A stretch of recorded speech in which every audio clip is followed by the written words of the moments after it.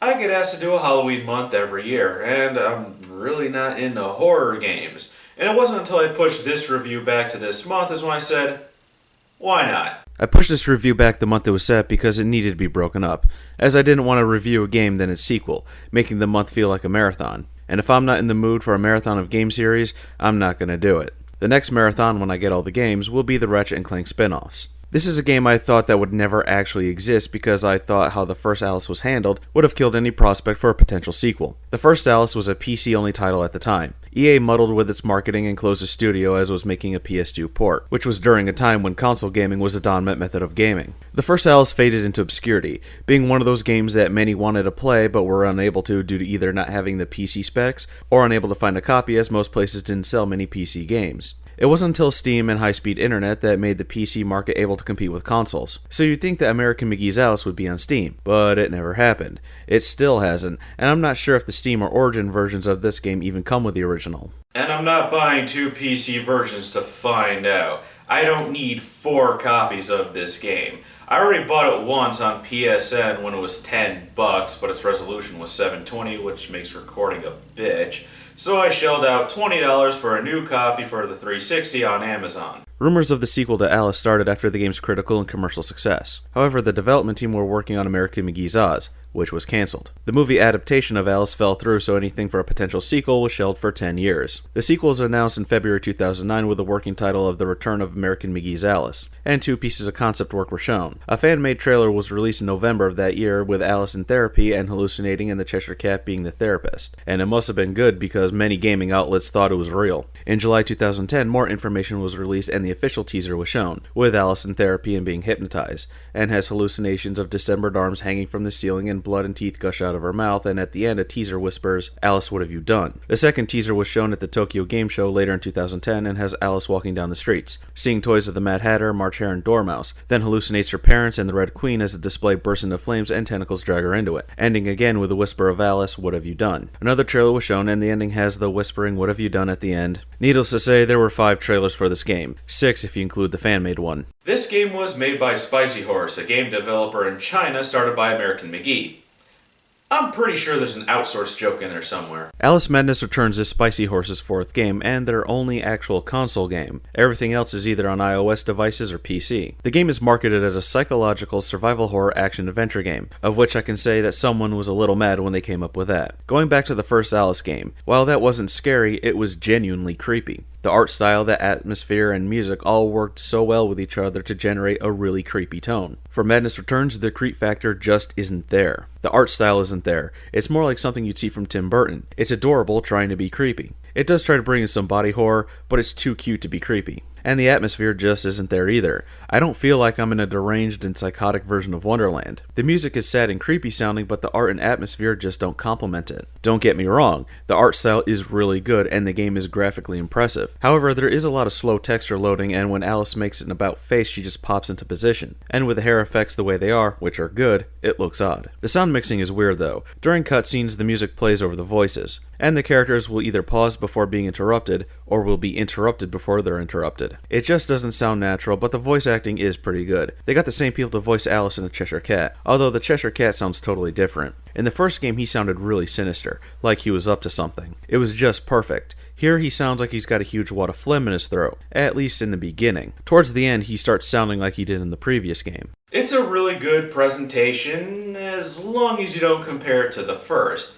I don't want to say one is better than the other, but if you did play the first, you're gonna miss that creep factor. I would call Alice Madness Returns an action platform game, because it's not horror by any stretch of the imagination. And for gameplay, it's a vast improvement over the first. I'll say this right now, this game plays way better. The first Alice was a third-person action platformer as well, but was extremely clunky and you needed to play it more like a first-person shooter, and combat was really weird, almost needing to treat it like a Mega Man game in the way that you needed to switch between weapons that were most effective for the situation. Madness really shows how far we've come when it comes to how games have evolved. Instead of switching between weapons, each one is tied to to its own button. You can hack and slash and interact with the X button, use the right trigger for shooting, the Y button for smashing objects with a mallet, and the B button for deploying bombs. The left trigger also allows you to focus, allowing you to lock onto enemies, and the right analog stick will move between them, which gets quite annoying in later sections due to the amount of enemies. You want to move the camera and keep track of everything, and when you get the umbrella, you can use it to block attacks when you're focused. If you time it right, you'll send projectiles back towards the enemy. The right bumper will allow you to dodge, and the directional pad will switch between your long-range weapons. And you can upgrade the weapons to make them faster and stronger, and you collect teeth to accomplish this.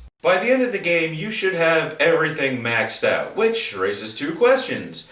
Why are there so many teeth, and what do teeth have to do with Wonderland? You restore your health with the rose petals, and your health increases with each chapter you complete. And each chapter has 4 hidden rooms that offer different challenges. Completing these challenges will paint a white rose red. Complete all 4 rooms and you get an additional health point. You can shrink yourself to go through keyholes. This is mostly for collecting memories, which explains Alice's past, and collecting bottles which have nothing to do with anything and are just for getting 100% completion. Shrinking will also activate your shrink sense, revealing hidden clues and platforms, but you can't jump when shrunk, so you'll be pressing the button a lot so you can keep those platforms illuminated as you jump about them. When jumping, you can press the jump button again to twirl, which gives you a double jump. Holding the jump button will allow Alice to float, and you can press it 2 more times to get a little extra height and float a little longer. The controls do work pretty well, although there are some response issues when it comes to combat. All the enemies have a tail before they attack, giving you a chance to dodge or block. And sometimes the game slows down just before an enemy attacks, and even though I've hit the dodge button, nothing happens and I take damage. But this doesn't happen all the time, more like a 50-50 chance. There's also some collision detection issues,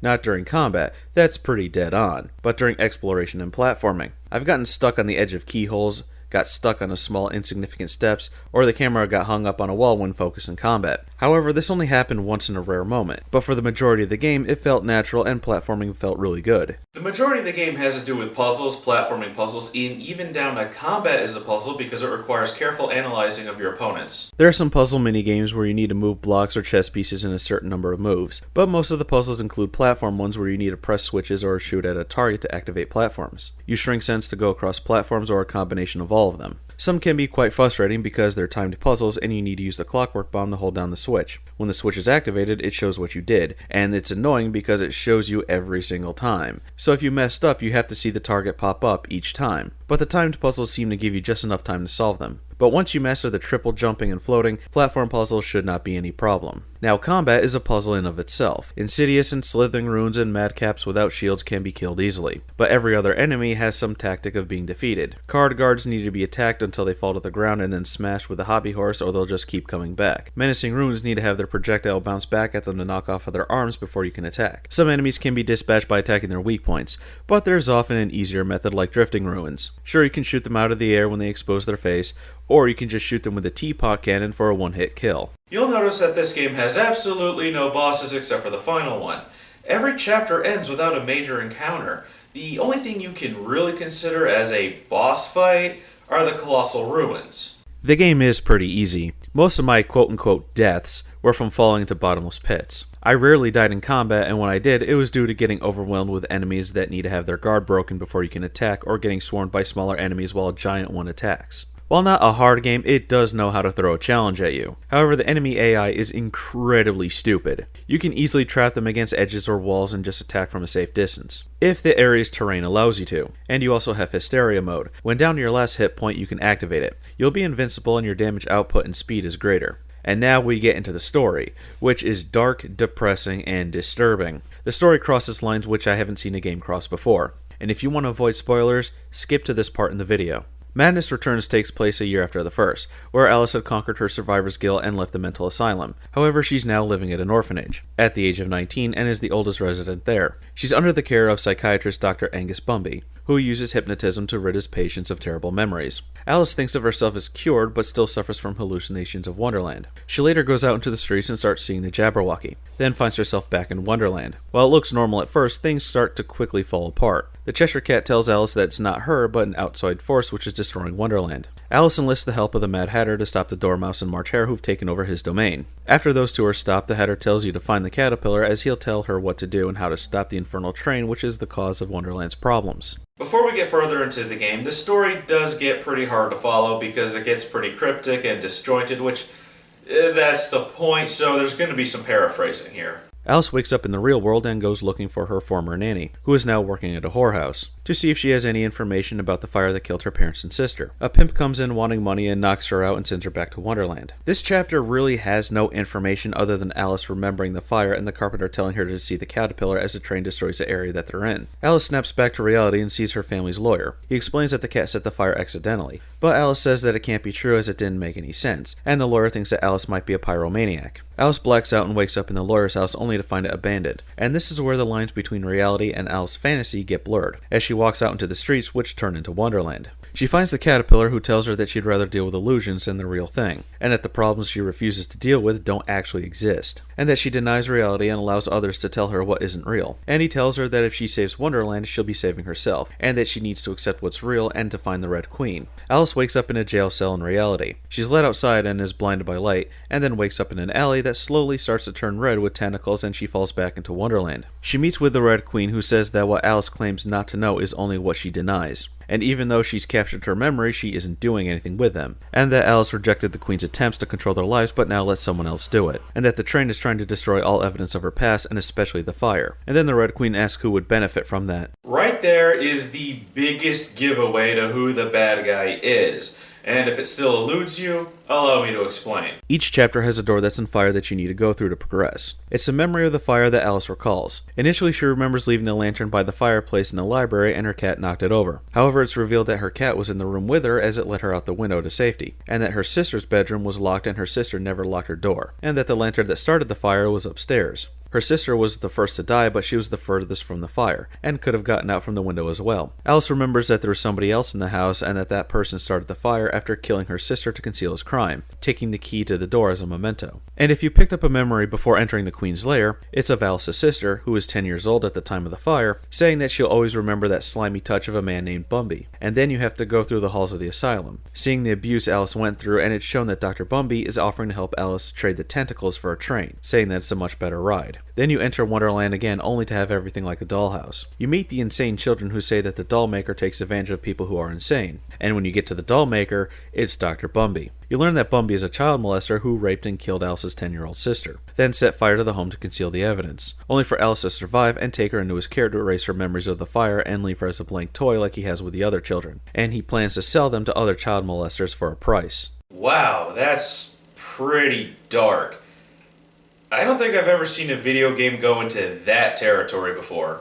Alice confronts Bumby in the real world at a train station, who admits to his crimes but says that no one will believe her because she's known for being insane, and that by wiping out her Wonderland, he'll still be seen as a member of high society. Alice defeats the doll maker in Wonderland, which gives her the strength in the real world to push Bumby into the path of an oncoming train, killing him. When she leaves the station, she sees a hybrid of London and Wonderland. The Cheshire Cat says that even though Wonderland is damaged, it's safe for now and that Alice has found the truth and that it was worth the pain fighting for. The characters are all written really well. All the Wonderland characters, except for the Dormouse and Martyr, are genuinely trying to help Alice. Even the Red Queen wants to help Alice, which is a stark contrast to the real-world characters, like Nurse Witless, who blackmails Alice to feel her alcoholism. The doctor from Rutledge wanted Alice to stay at the asylum because he formed a close bond with her. The lawyer wanted Alice to go to Australia so he could take Alice's estate, and we all know what Dr. Bumby wanted. All of them want something from Alice, except for Alice's nanny, who actually cares for her. And the game's ending does leave it open for a sequel. In fact, there's supposed to be an animated series of shorts called Alice Otherlands, where Alice enters the minds of famous historical figures to see the dark side of people's minds, and ends up trapping them in a nightmarish mental prison. And American McGee hopes to make a game out of those shorts.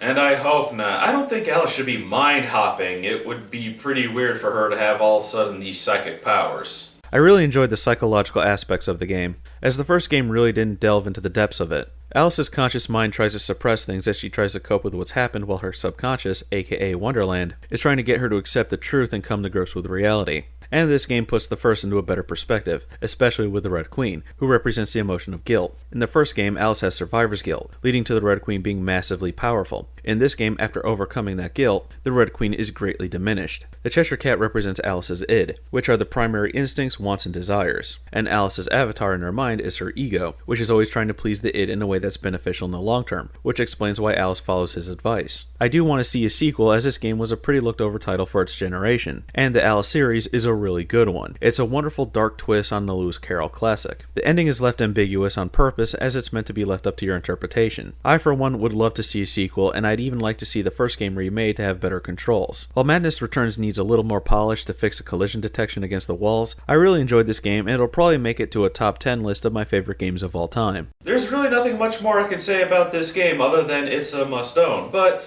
buy it digitally because physical copies, new and used, are getting pretty rare and expensive.